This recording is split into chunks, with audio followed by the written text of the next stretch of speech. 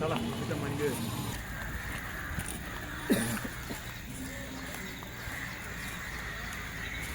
आता ऐसे चले तो हम भाई अब भोलेनाथ ही हमारी यात्रा पार लगाएंगे, ऐसे हम इच्छा लेके जा रहे हैं।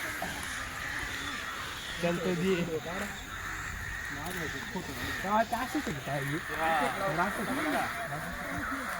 विक्रमगडावर गेलतो ना पाऊस चालू मोबाईल असं गुंतवून ठेव आपले खातं जेव्हा माकडाने हल्ला केलाय त्याच्यावर तिला का साईडमध्ये घातले ते शांत बसले त्याला कळलं साईडनं चला, साईडनं गाड्या येत आहे.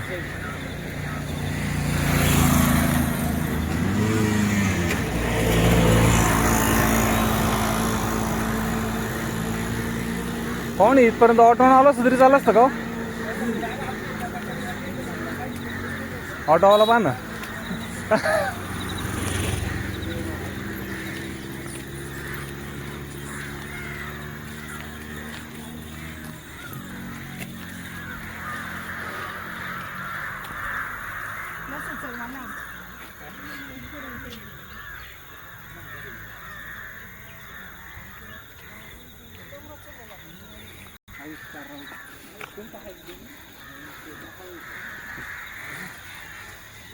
Let's go.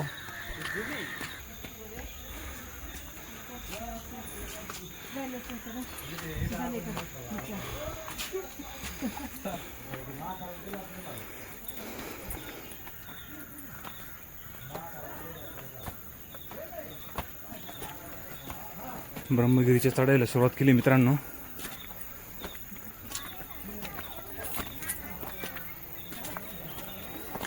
हा अनुभव आणि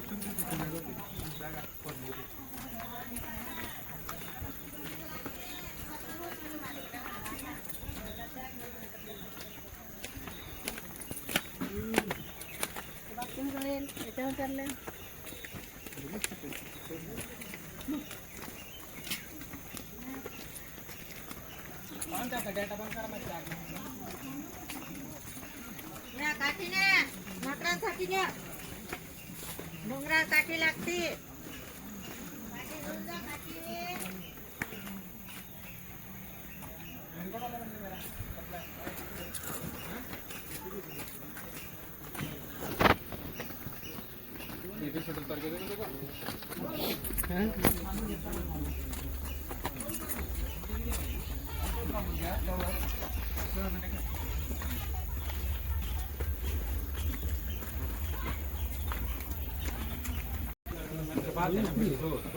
किती रुपये आहे का माणसाला? 20 रुपये झालं. 20 रुपये. पहिलं नव्हतं ग्रामपंचायतचं हम 20 रुपये तिकीट आहे. हा. ब्रह्मगिरी ही ग्रामपंचायतीकडून आहे. हां सध्या आम्ही मेंटेनन्स साठी घेतो. ब्रह्मगिरीचे 4 किलोमीटर साफसफाई साठी घेतो. पैसे 20 रुपये शुल्क आहे. प्रति व्यक्ती 20 रुपये ग्रामपंचायतच्या ठराव. ग्रामपंचायतचे. हो, मेंटेनन्स काय काय म्हणतो पुढे साफसफाई करू. नंतर काही पैसे झाले, आता 1.5-2.5 महिने झाले चालू. हां हां. नंतर मग काय होईल, जमा होईल, त्याच्यात मग करून घेऊ आम्ही काय करायचं. थँक्यू. पाणी बाटले काठी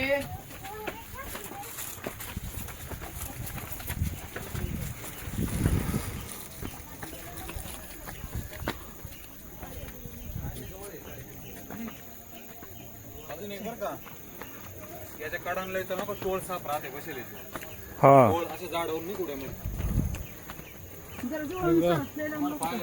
या प्रकारे मित्रांनो जर तुम्ही हमारा सोडू नका जाऊ. आम्ही आता ट्रेक चालू केलेला आहे. ब्रह्मगिरीचा ट्रेक करत आहोत मित्रांनो आम्ही आम्हाला आज. 11 वाजलेला आहे. तरी आता आमच्यासोबत तुम्ही कंटिन्यू फॉलोअप घ्या आणि बघा आता कसं होतं आमचा ट्रेक. जास्तीत जास्त आम्ही तुम्हाला नेचरचा व्ह्यू कव्हर करण्याचा प्रयत्न करू. तर चला. ये या प्रकारे बघा मित्रांनो, आपण कुठल्याही प्रकारची खाण्याची वस्तू वगैरे आणत असेल तर त्याचे असे छोटे रॅप्स निघतात चॉकलेटांचे असेल बरेच प्रकारे. तर बघू शकतो इथं लोकांनी किती खराब केलेलं आहे. तर हे जे असे आहे ते आपले स्वतःची टी शर्ट टाकून आणि घरी घेऊन जाणे. कारण इथं किंवा दिसेल तिथे डस्टबिनमध्ये टाकणे. निसर्गाचं कुठल्याही प्रकारे हानी होईल असं करू नये इथे. कारण इतकं रस्त्यावर- सुंदर देखावा आहे इथं. लांबून लांबून असं लोक आहे येतात. काही जे प्लास्टिकचे रॅपर आहे यांना डिग्रेड व्हायला ॲटमॉस्फिअर मध्ये खूप टाइम लागतो, म्हणजे मिलियन्स ऑफ इयर लागतात. यस तर हे जर जोपर्यंत डिग्रेड होत नाही, याचं जोपर्यंत कंपोस्ट बनत नाही, तोपर्यंत आपली जी सॉइल आहे ती डिग्रेड होत राहणार. आणि जेव्हा पाऊस पडेल ती सॉइलची क्वालिटी पूर्ण खराब होऊन जाईल. आणि जर सॉइल खराब झाली तर आपली जे फसल आहे ती पण एवढी खास येणार नाही. त्याच्यामुळे आपण याच्याकडे पण लक्ष दिलं पाहिजे. करेक्ट. रस्त्यावरती ठिकठिकाणी आम्हाला स्टार्टिंगलाच पहिल्यांदा आम्ही किती 10 पायऱ्या चढलो असून तर आम्हाला बघू शकतो इथं लोकांनी आपला टाकलाय किती खूप सारं वेस्टेज फेकलेलं आहे लोकांनी. स्टेज केलंय. आणि या रस्त्यावर ना मित्रांनो टप्प्याटप्प्यावरती खाण्याच्या वस्तूंचे स्टॉल आहेत तिथं खूप. पण आणि डस्टबिन तुम्हाला ठेवलेलं आहे. त्यात बऱ्याचशा वस्तू या प्लास्टिक पॅकिंग मध्ये मिळतात.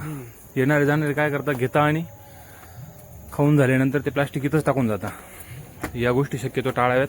त्यांनी कचरा कुंडीची किंवा डस्टबिनची सोय केलेली आहे जागोजागी, त्यातच आपण त्या गोष्टी टाकाव्या. बघू शकतो इथं केलेली आहे. त्यांनी डस्टबिन पण ठेवलेले आहेत.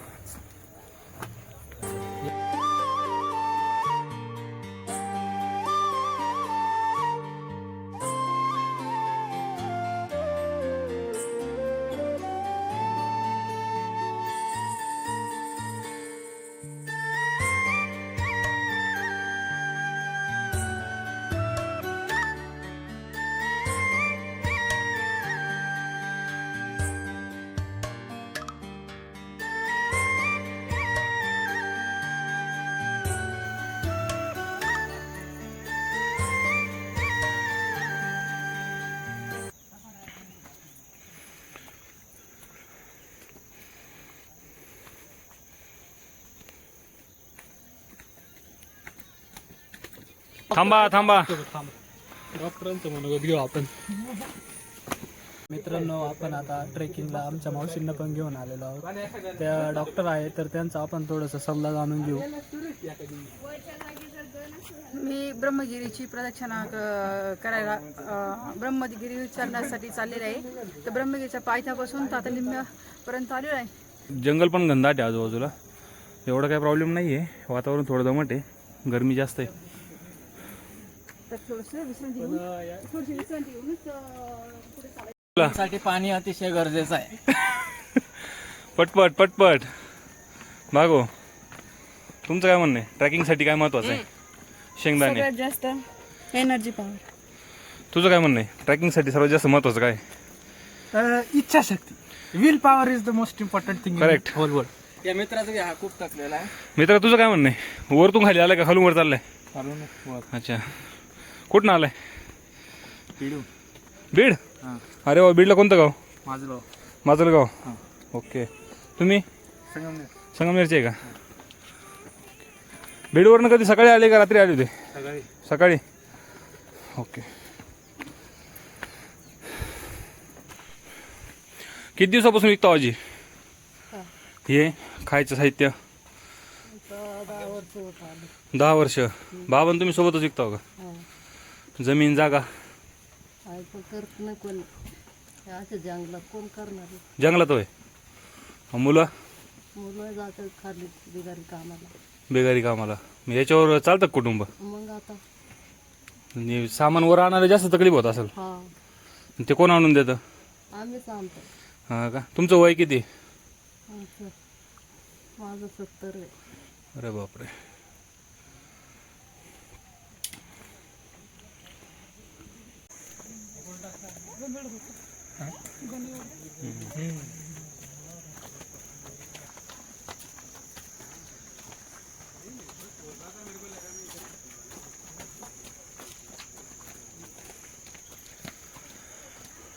बघा मित्रांनो, पाठीमागे एक आजी आणि आजोबा भाजलेले शेंगदाणे, फुटाणे, बिस्कुट, पाण्याच्या बॉटल अशा काही वस्तू विकत होते. 70 वर्ष जेमतेम आजींचं वय होतं. एवढं वय असताना सुद्धा जगण्याचा जो संघर्ष आहे तो त्यांच्या डोळ्यात जाणवत होता. पूर्ण खालून त्र्यंबकेश्वरमधनं सामान भरून ते वरती पाठीवर लादून घेऊन यायचं. ते विकून त्याच्यावरती त्यांचं कुटुंब चालतंय.